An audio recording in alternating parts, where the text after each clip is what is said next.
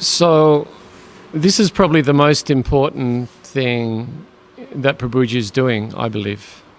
And I've actually been referring a lot of people to the class that you gave on that, because you encapsulated so much of the difference between the Diksha line and the Bhagavat Parampara.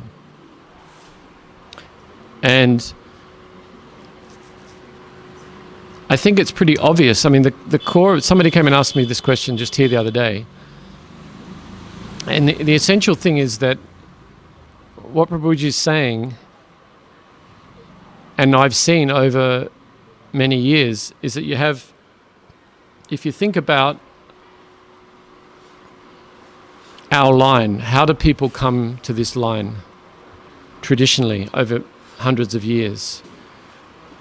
In this, our line was in India, it was a village system, and in this culture, in this, I think, many Kula gurus. In each village there would be like a family guru who would give some general teachings according to his realization. We see that in the life of Srila Bhaktivinoda Thakur with Vipin Bihari Goswami, who is the family guru.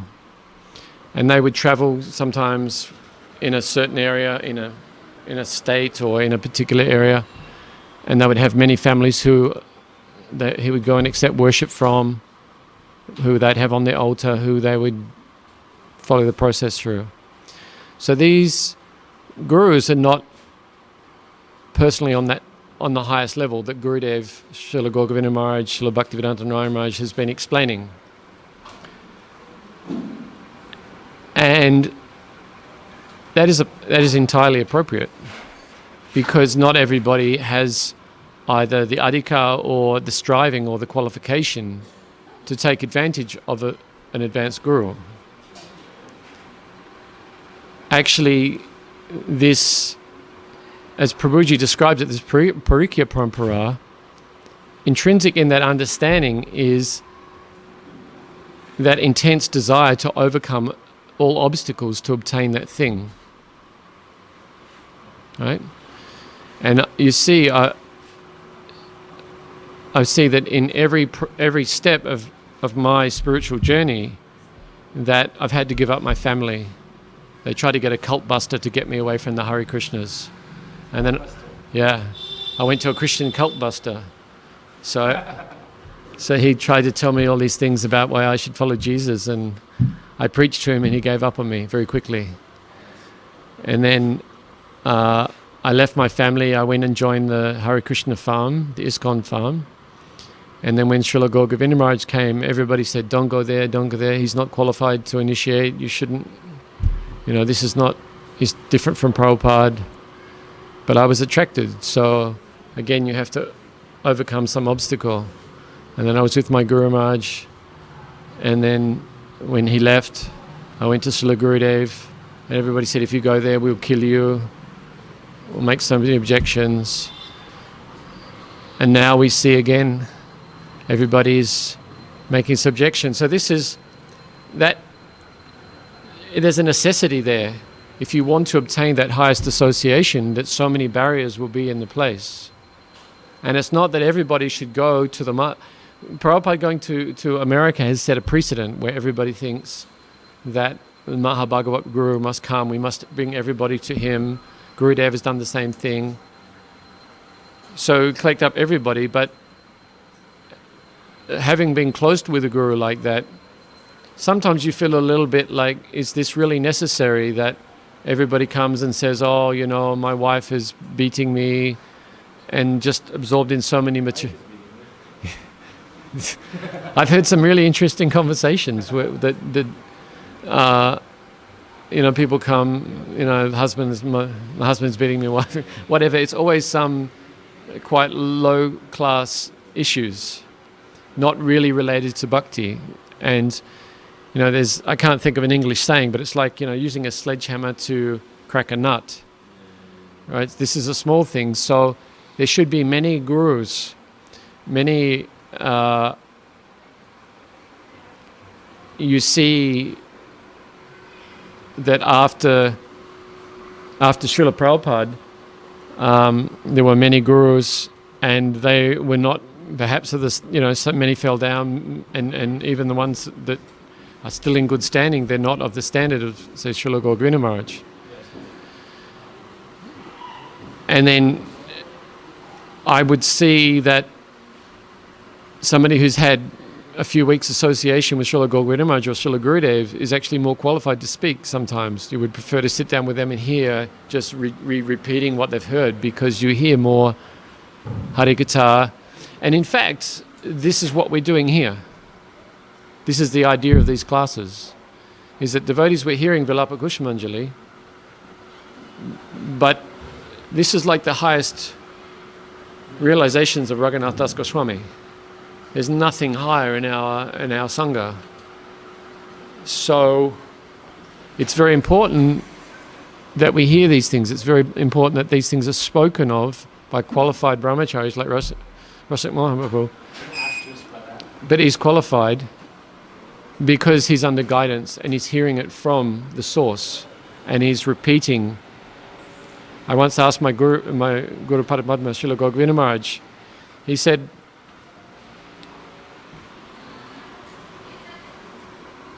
about Guru being present, that every day he's hearing from, I think you were saying, I can't remember which class it was the other day, we were talking about Sadhu Sangha, always being in Sadhu Sangha. You said, where is Raghunath Das Goswami? Where is his Sadhu Sangha? Where is Srila Gurudev's Sadhu Sangha, right?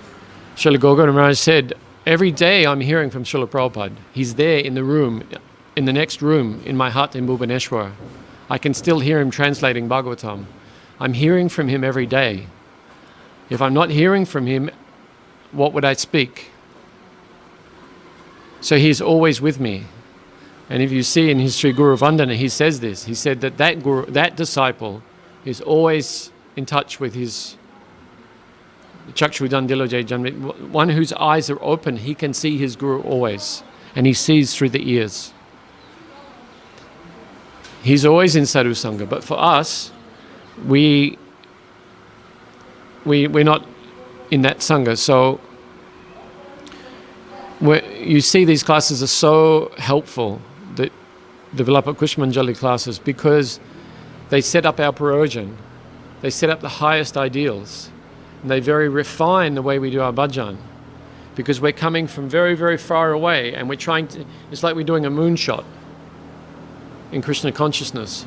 So unless we understand where that goal is, and that's the first thing that Gurudev gave when he started traveling in Australia, the pinnacle of devotion, where he described to the finest points, and right through our line, always first we speak about the prayojan. We have to get completely aligned so that we can recognize. So these things are important to be spoken, but at the same time, that's the point I was trying to make, is that when we're hearing these things, we should also, all these devotees are doing lovely sevas. So, tadvidi pratipatena pariprashnena sevya upadekshanti te gyanam gyaninas tattvadarshanaha. So first thing, sevaya, actually it's written last, but that's the grammar. Sevaya comes last, but this means the first thing. First service, then surrender, and then inquiry. Seva before surrender? Yes. First thing is seva. Yeah, you can't. And the last thing. And yes. the But alpha, the omega. Unless you do seva, like today was my first day. I cooked the chapatis on the top, and yesterday was the first I put them in the fire after 25 years. I really feel like I'm making some advancement. So. And you can taste, when you taste seva, then you realize, this is nice. Maybe in another 20 years I might start surrendering. And then maybe I'll do some inquiries after that. But this is the thing, that first thing is seva. These devotees are all doing seva, and they're hearing your classes, and chanting these verses. So many classes going on. Yeah, and Jagmohan isn't here to ask questions, so it's nice, if you see Srila Gokuldas Maharaj, he would give class for 3 hours and then at least 15-20 minutes of questions afterwards, walking back to his room. And often that's some of the most essential things came out at that time. So, but in any case, devotees need to clear doubt, need to inquire, need to say, oh, that verse says this, but I don't understand because you said this and that. And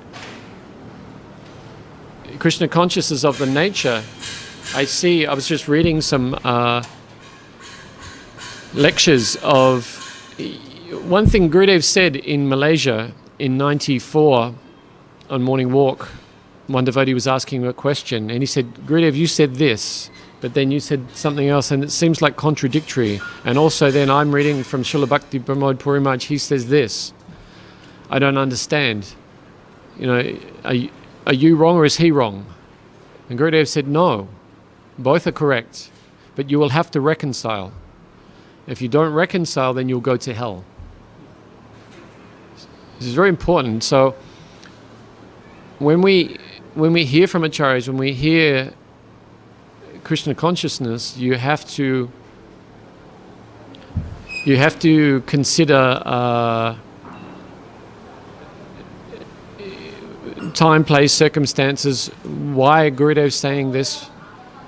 So many things. I'm thinking like there was a big controversy about the origin of the jiva. So people will collect so many quotes from Prabhupada or from Srila Gokuldas Maharaj to push their particular point, right? But one thing Srila Gokuldas Maharaj said is you have to accept it in toto. So if you take the totality of Gurudev's teachings, then you'll come up with a balanced view. It's like climate change science, right? If you take a little bit of this, then you can make your own point. But if you take the totality of the science, the conclusion is pretty clear. There is actually a truth. Everything is relative. So I was reading a lecture yesterday where some of my godbrothers, they say you can't leave ISKCON. If you go to ISKCON, you're going to the Gaudiya Math, and the Gaudiya Math is criticizing ISKCON. So they will just grab that quote, but they don't understand what was going on at that time. But I was there, and I know about who Guru Maharaj was speaking to who, and then there's another statement and another statement. So, yes, that is true. And yes, that is true, but you have to reconcile. Because the Mayavadis, they take 4 sutras and then ignore all the sutras referring to personalism. Right. Or just erase them. When they say that, when they do a Mayavad interpretation of Bhagavad Gita, which is quite common, there's so many verses in there. It's clearly talking about aham tvam. There's always two. Mami vangsa jiva loke jiva bhuta sanatana. Yeah, me, you and me. Love requires two people. Man mana bhava mad bhakto. You have to love me as a person. You can't love yourself. You can try. Go and sit in the corner and close your eyes and love yourself. But it's not. And that's why we need to sit and do talk about these verses on this level. Ready, Prabhu? Huh? Yeah. So we'll start again tomorrow earlier. Okay. Bring some questions. I'll bring some questions. I got questions. Thank you so much, Libo. Hare Krishna.